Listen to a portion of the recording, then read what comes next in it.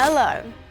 By now you should have a wealth of knowledge about the time of the Victorian era.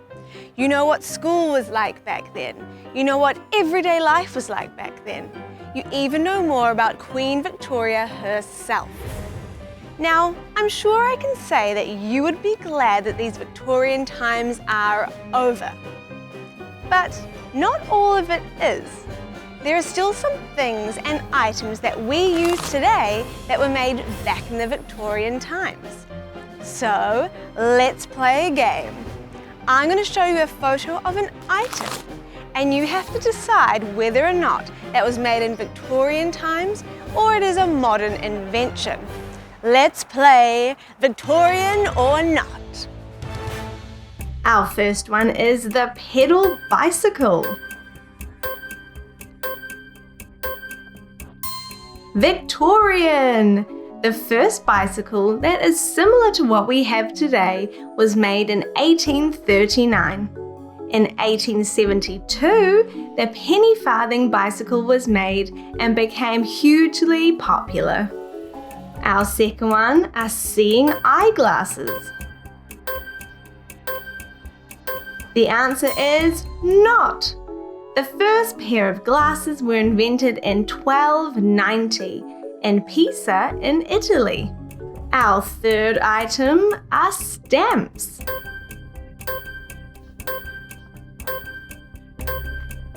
These are Victorian. The penny post system was invented in 1840.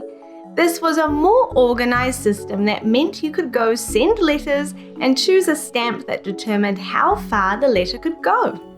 Our next one, rubber tires.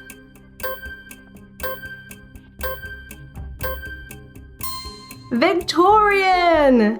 In 1845, the rubber inflated tire was invented. Our next one is flushing toilets. These are Victorian. In 1852, the first flushing toilet was introduced to London.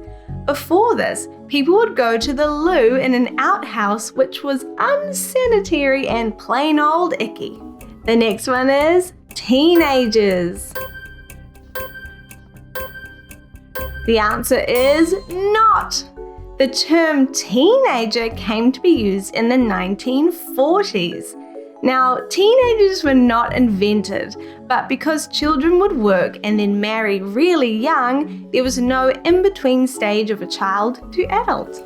Our next item are Christmas cards. Victorian! Many of the Christmas traditions that are used today were introduced by Queen Victoria and her German husband, Prince Albert. Doorknobs.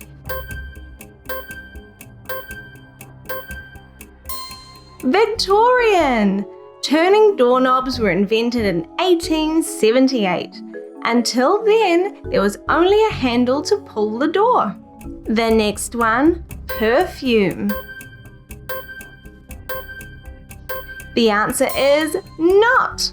Perfume has been around for thousands of years, so people have been smelling nice for a long, long time. How did you do? Did any of the inventions shock you, or did you get all of them right? As you well know, life for a Victorian child was quite awful. They had to work all day and they hardly ever had time to play. During Victorian times, there were people that wanted childhood to become something. This is when school became compulsory and child labour in the UK was coming to an end. There were some people that wanted to brighten up the children's day, so they wrote some very famous books. Have you ever heard of Charles Dickens? Probably. Well, I'm outside his old house and the Charles Dickens Museum. In Victorian times, Charles Dickens wrote some wonderful stories that are still very popular today.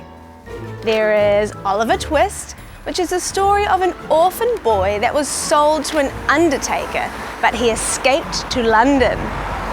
Then there's A Christmas Carol, which is a Christmas classic. He wrote the story all about an old man that had one night that changed his whole life. You may have also heard of the story Alice in Wonderland.